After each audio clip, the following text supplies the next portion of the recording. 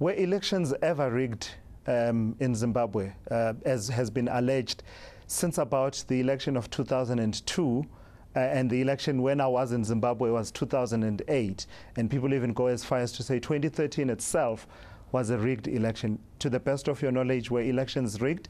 I think when they say elections were rigged and I say yes, is a moment when the crowheads were being asked to whip up their people to go and vote a certain party, which was ZANU-PF.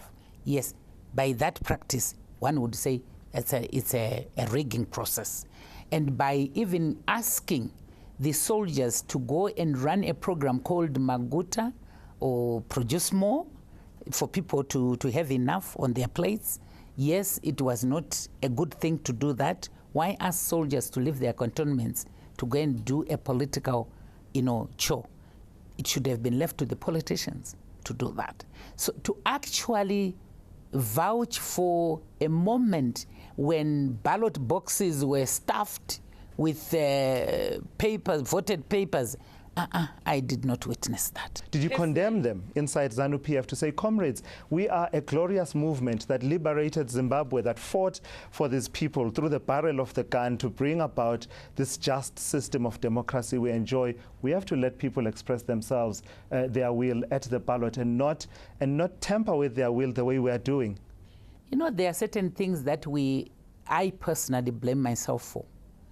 Sometimes you say, is this the influence of culture, where you respect a person to such a level whereby the majority of people suffer? It's actually very bad, and it's something that we should weed out, that even if a person is as old as the president is, he has to be told in his face. And sometimes you say to yourself, is it because of my background as a soldier that has made me keep quiet and say little about some of these things? And learning does not end. Learning does not end. How much of that? And you learn from your mistakes, mind you. Talk to me about a painful part of your life, the death of your husband. I think it was 2011. This is someone that at every event that I would cover when I was in Zimbabwe would be 2 seats from President Robert Mugabe, seen as a confidant of President Mugabe. In fact, many of us in the media and analysts would speculate that this is actually the power behind the throne. The next thing, he dies in a mysterious fire. What do you believe happened there? With what has happened to me, the pronouncements that Mugabe has said himself, which were uncalled for, which were unsolicited, have given me a lot of thoughts that he can't tell me that he was unaware or he is not aware of what happened to my husband, because you can even witness his facial expression when he's talking about it. And you say to yourself, okay, it's only time. Time will tell. Give us examples. What has he said, the pronouncements you're talking about? He actually mentioned when he was in Bindura that he, Mujuru, is the one who even campaigned and came to ask me to leave,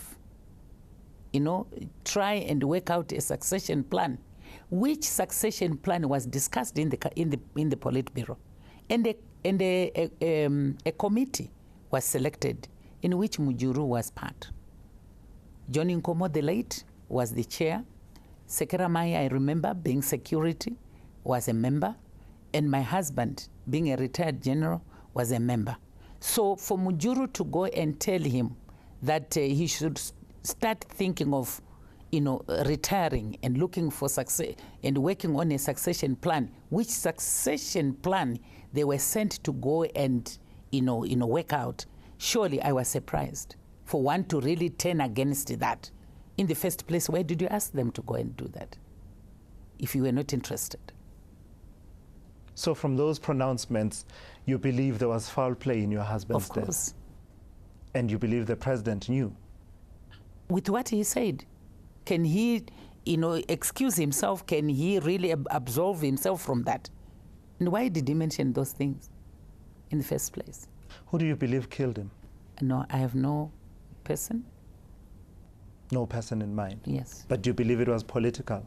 Very much so. Because after his death, what then happened to me?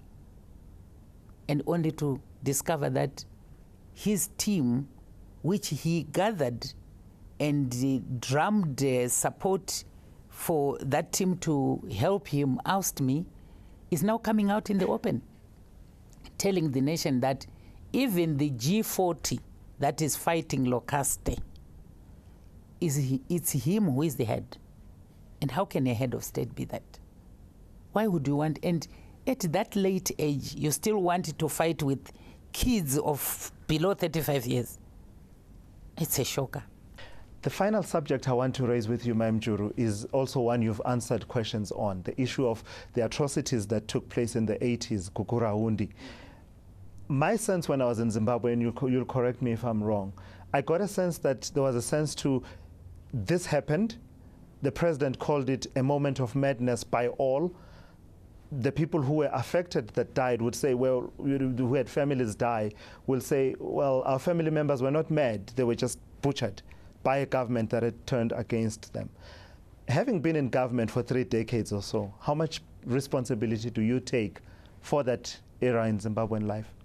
I've already gone to see those people, both in Zimbabwe and South Africa. And just before my coming here, I'm coming from a squatter camp where most of those people stay. You can't call it a moment of madness and you leave it there. Something has to be done. There has to be closure. What needs to happen? I guess that's the other question I'm asking. That's the secret of the party. We have programs that we have already started initiating with the chiefs. Right. You see, people believe in South Africa. You had a program, and some people might say, "Oh, take it to the ICC." In our culture, Zimbabwean culture, we have a way of doing things. How to appease the departed.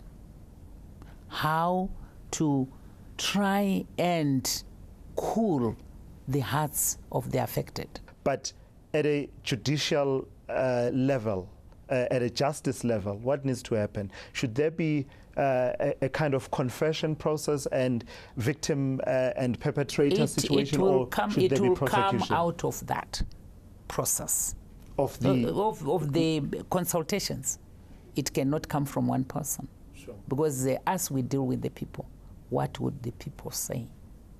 Can we direct them so that this is solved amicably without shedding any more blood? But your sense as leader of Zim People First, what is your sense? Should someone be prosecuted for it?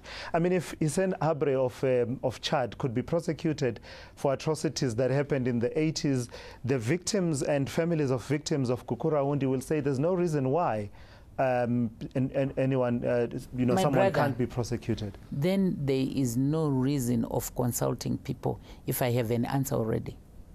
Okay. Yep. Let me ask you. We have to, first of all, follow what the people are suggesting. Ma'am Mujuru, thank you so much. I really appreciate your time. My pleasure. God bless. What do we say? Karaikure nemoto. There you are. Thank you. Thank you very much. Thank you.